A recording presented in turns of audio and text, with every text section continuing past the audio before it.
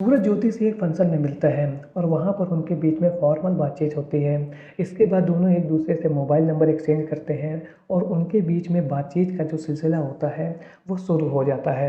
दोनों घंटों देरी तक एक दूसरे से बातचीत करते रहते हैं और धीरे धीरे ये बातचीत प्यार में बदल जाती है। कुछ महीने के बाद ज्योति सूरज को फ़ोन करती है और कहती है कि मैं अपनी सहेलियों के साथ खाटू श्याम मंदिर घूमने जा रही हूँ। यदि तुम चाहो तो तुम भी मेरे साथ आ सकते हो। हम दोनों मिल करके मंदिर जाएंगे और दर्शन करेंगे। सूरज जैसे ही ज्योति की इन बातों को सुनता है वो फट से तैयार हो जाता है और वह ज्योति की बताई हुई जगह पर पहुंच जाता है। वहां पर वह जैसे ही पहुंचता है तो वहां पर ज्योति की सहेलियां उसको एक भी दिखाई नहीं देती हैं। केवल ज्योति अकेली वहां पर बैठी होती है और इसके बाद दोनों घंटों तक साथ में रहते हैं, मंदिर जाते हैं और दर्शन करते हैं। और इसी बीच में ज्योति सूरज से कहती है कि तुम चाहो तो मेरे साथ शारीरिक संबंध बना सकते हो। और इसी बीच ज्योति सूरज के साथ शारीरिक संबंध बनाती है। सूरज इस बात को बिल्कुल भी समझ नहीं पाता है कि जो लड़की पहली बार उससे मिली है वो कैसे इतनी आसानी से किसी दूसरे व्यक्ति के साथ, जिसको वह अच्छी तरीके से जानती भी नहीं है, जिससे मिले हुए अभी इसको केवल 1.5 महीने का ही समय हुआ है, उसके साथ शारीरिक संबंध बना रही है। लेकिन सूरज ज्योति के दिमाग में चल रहे षड्यंत्र को पकड़ नहीं पाता है और वह ज्योति की चली जा रही चाल में फंसता चला जाता है और वह ज्योति के साथ शारीरिक संबंध बना लेता है और इसके बाद दोनों अपने अपने घर चले जाते हैं। तो क्या कारण था, ज्योति ने बहुत ही आसानी से बिना किसी ना नुकुर के सूरज के साथ शारीरिक संबंध बनाया था। क्या यह उसका प्यार था या उसके मन में एक ऐसा षड्यंत्र चल रहा था जिसका आगे शिकार होने वाला था सूरज। तो ज्योति सूरज के साथ आगे क्या करने वाली थी, इस पूरी कहानी को समझने के लिए वीडियो को लाइक और चैनल को सब्सक्राइब जरूर कर लीजिए, क्योंकि ऐसी इंटरेस्टिंग वीडियो मैं आप लोगों के लिए हर रोज़ लाता रहता हूँ। तो चलिए वीडियो को शुरू करते हैं। ज्योति के साथ सूरज के शारीरिक संबंध बनने के बाद उनके बीच में फ़ोन पर अक्सर बातचीत होती रहती थी और इसी बीच 1 महीने के बाद ज्योति सूरज को फ़ोन करती है और कहती है कि मैं प्रेग्नेंट हूँ और मैंने डॉक्टर से चेकअप कराया है। तो जैसे ही सूरज इस बात को सुनता है उसके होश भागता हो जाते हैं कि मैंने केवल एक ही बार इसके साथ शारीरिक संबंध बनाया और उसके बाद ये प्रेग्नेंट हो गई। तो वह उससे कहता है कि ठीक है, तुम एक बार जाके डॉक्टर से जांच करा लो। अगले दिन फिर ज्योति का फ़ोन सूरज के पास आता है और वह उससे कहती है कि मैं डॉक्टर के पास गई थी और डॉक्टर ने यह कहा है कि अब मेरा एबॉर्शन नहीं हो सकता है। यदि एबॉर्शन किया भी गया तो इससे मेरी जान को खतरा हो सकता है और अब तुम्हें मुझसे शादी करनी पड़ेगी और यदि तुम मुझसे शादी नहीं करोगे तो मैं तुम्हारे ऊपर रेप का केस लगा दूंगी। ये सब बातें जैसे ही सूरज ज्योति के मुंह से सुनता है उसका दिमाग खराब हो जाता है और वह यह सोचने लगता है कि अब वो किस जाल में फंस चुका है और ये सब क्या बोल रही है। सूरज ज्योति से यह कहता है कि मैं अभी तुमसे शादी नहीं कर सकता हूँ, क्योंकि मुझे शादी करने के लिए अपने परिवार वालों से परमिशन लेनी होगी और उनको तुम्हारे बारे में बताना होगा। तो इसके बाद ज्योति कहती है कि तुम अभी अपने परिवार वालों को मत बताओ, सबसे पहले हमारा बच्चा पैदा हो जाने दो और उसके बाद तुम ये सब अपने परिवार वालों को बता देना। इससे पहले हम लोग एक मंदिर में शादी कर लेते हैं और इसके बाद जब हमारा बच्चा पैदा हो जाएगा तो तुम सब ये बातें अपने परिवार वालों को बता देना। लेकिन सूरज अपने परिवार वालों को बहुत प्यार करता था और वह ये सब बातें अपनी माँ को बता देता है। माँ और उसके परिवार वाले जो उसके माता पिता होते हैं वो जब ये बातें सुनते हैं तो वे तैयार हो जाते हैं शादी करने के लिए। सूरज के परिवार वाले यह कहते हैं कि ठीक है, तुमने मंदिर में शादी कर लिया है, हमें कोई भी दिक्कत नहीं है, लेकिन ज्योति को घर में लाने से पहले हमें मोहल्ले में एक फंक्शन करना पड़ेगा। जैसे ही सूरज इन सब बातों को सुनता है वह ज्योति को बताता है और कहता है कि मेरे परिवार वाले तुमसे शादी करने के लिए तैयार हो गए हैं। लेकिन ज्योति इस बात के लिए बिल्कुल भी तैयार नहीं थी कि तुम फंक्शन का वेट करो। वह उस पर लगातार यही दबाव बना रही थी कि तुम जल्दी से मुझसे शादी कर लो। और जब सूरज ज्योति से यह कहता है कि नहीं, तुम थोड़ा सा वेट कर लो, पहले मोहल्ले में फंक्शन हो जाने दो, उसके बाद मैं तुमको अपने घर ले करके चलूँगा।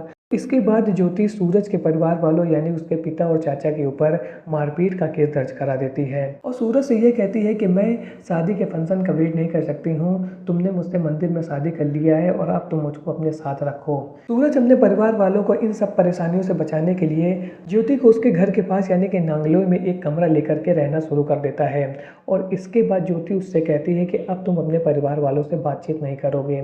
लेकिन सूरज अपने पेरेंट्स से बहुत ज़्यादा प्यार करता था और वह उनसे लगातार बातचीत करता रहता था। लेकिन वो यह कहता है कि ठीक है, मैं तुम्हारी खुशी के लिए मैं अपने परिवार वालों से बातचीत नहीं करूँगा।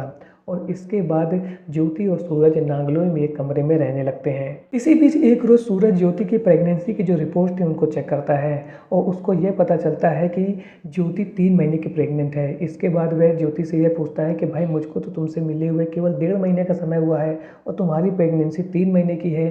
तो ज्योति इस पर सूरज से लड़ना शुरू कर देती है और कहती है कि ये रिपोर्ट गलत हो सकती है, मैं फिर से डॉक्टर से जांच कराऊंगी। ये जो बच्चा है ये तुम्हारा ही है, ये किसी और का बच्चा नहीं है। और उसके साथ होता हुआ झगड़ा देख करके सूरज शांत हो जाता है। कुछ समय के बाद 13 सितंबर 2024 का दिन आता है जब ज्योति एक बच्चे को जन्म देती है।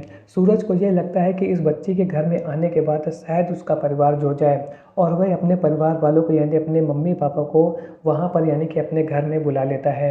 जैसे ही उसके पेरेंट्स उसके घर में पहुँचते हैं तो इसके बाद ज्योति और उसकी माँ जो होती है वो इनसे खूब लड़ाई करना शुरू कर देती है और उसके परिवार वालों को खूब गाली गलौज देती है। जब सूरज को यह बात पता चलती है तो वह अपने परिवार के भलाई के लिए उनसे रिक्वेस्ट करता है कि मम्मी पापा आप लोग यहाँ से चले जाइए। और इसके बाद सूरज के माता पिता नांगलोई में जो उसने घर ले रखा था वहाँ से चले जाते हैं। अब सूरज को यह लगने लगता है कि वो शायद ज्योति से शादी करके फंस गया है, लेकिन अभी जो सूरज की मुश्किलें थी वो ख़त्म होने वाली नहीं थी। आगे चल कर के उसको ऐसी ऐसी बातें पता चलने वाली थी कि जिसको सुनने के बाद आपके भी होश उड़ जाएंगे। एक रोज़ सूरज ऑफिस से घर आता है और जैसे ही वो अपने घर पर पहुंचता है तो ज्योति की माँ एक 5 साल के बच्ची को लेकर के घर पे आई हुई होती है। सूरज ज्योति से यह पूछता है कि भाई ये बच्ची किसकी है। तो इसके बाद ज्योति उससे कहती है कि ये मेरी बच्ची है और अब तुमको इसको भी अपने साथ रखना होगा। तो वह उससे ये कहता है कि क्या तुम मजाक कर रही हो, ये मेरी बेटी कहाँ से हो सकती है और ये तुम कहाँ से लेकर के आई हो। तो वह उसको बताती है कि यह मेरे पहले पति की बेटी है। तो सूरज उससे ये पूछता है कि तुमने तो इसके बारे में मुझको कभी नहीं बताया था कि तुम्हारी पहले भी शादी हो चुकी है और तुम अब ये कह रही हो ये मेरी बेटी है और अब इसको भी मुझे अपने साथ में रखना है। सूरज को अब ये लगता है कि शायद ज्योति उससे लगातार चीटिंग कर रही है और इसी बीच में वह परेशान होकर के वृंदावन भाग जाता है। ज्योति लगातार उससे फ़ोन करती रहती है कि तुम कहाँ पर चले गए हो, तुम तुरंत घर वापस आओ, यदि तुम घर वापस नहीं आओगे तो मैं तुम्हारे ऊपर रेप और मारपीट का केस दर्ज करा दूंगी। वह लगातार उसके ऊपर दबाव बनाती रहती है और उसके बाद उस पर केस भी दर्ज करा देती है। और इसी बीच ज्योति अजय को एक वीडियो रिकॉर्ड करके भेजती है और उसमें रोते हुए ये कहती है कि ये मेरे पहले पति की बेटी है और मैंने तुमको अपने पहले पति के बारे में इसलिए नहीं बताया था कि शायद तुम मुझसे शादी ना करो। मैंने तुमसे अपनी शादी बचाने के लिए ही इसको तुमसे छुपा करके रखा था। ये सब बातें जब सूरज को पता चलती हैं और उसको ये भी लगता है कि यदि मैं वापस नहीं जाऊँगा तो हो सकता है कि यह मेरे परिवार वालों के ऊपर झूठा केस लगा दे और उसके बाद मेरे परिवार वाले बिना किसी कारण के परेशानी में फंस जाए। और इसके बाद सूरज वृंदावन से वापस अपने घर पर आ जाता है। वह घर पर वापस आता है और इसके बाद ज्योति के खिलाफ सबूतों को इकट्ठा करना शुरू कर देता है। वह ज्योति के पुराने गूगल अकाउंट से हिस्ट्री और व्हाट्सएप नंबर को जांचता है और इसके बाद उसको लगातार उसकी पिछली ज़िंदगी में हुई शादियों के बारे में पता चलता है। गूगल हिस्ट्री के द्वारा सूरज को ज्योति की पुरानी शादी के डॉक्यूमेंट्स में मिल जाते हैं। उसको यह पता चलता है कि अब तक ज्योति ने 6 शादियां की हैं और सभी शादियों में उसने मारपीट का केस दर्ज कराया है और इसके बाद अपने पति को छोड़ दिया है और फिर दोबारा शादी कर ली है और इस तरीके से सूरज उसका छठा पति है। जब ज्योति को इन सब बातों के बारे में पता चलता है कि सूरज उसके पास्ट के बारे में जान गया है और अब वह उसके खिलाफ पुलिस में कंप्लेन करने जा रहा है विद सबूतों के साथ में, तो वह एक रोज़ उसके ऊपर गर्म खौलता हुआ पानी डाल करके वहाँ से भाग जाती है और भागते समय गेट पर बाहर से लॉक लगा देती है जिससे वह उसको पकड़ ना पाए।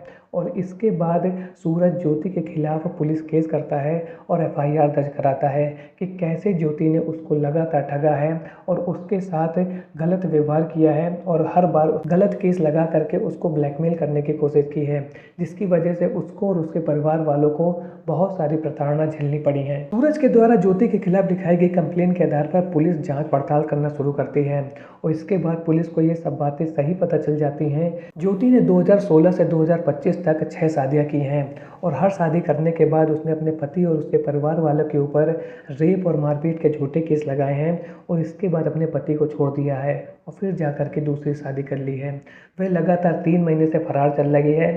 पुलिस लगातार उसको ढूंढ रही है लेकिन वो फरार है और अब उसको फरार हुए 3 महीने से ज़्यादा समय लग गया है और इसके बाद कोर्ट ने उसकी जो जमानत की जो याचिका थी उसको भी खारिज कर दिया है और पुलिस को ऑर्डर दिया है कि वो जल्द से जल्द उसको पकड़ करके उनके समक्ष पेश करें। सूरज ने पुलिस को यह भी बताया कि एक बार ज्योति ने उसको वीडियो भेजा था और उसमें वह रो रो करके ये कह रहे थे कि वो और उसकी बहन अलग अलग बाप की औलादे हैं, यानी कि उसकी माँ के एक से ज़्यादा लोगों से संबंध थे और अभी तक उसने जो कुछ भी किया है यानी कि 6 शादियाँ जो की हैं वो अपनी माँ के कहने पर ही की हैं।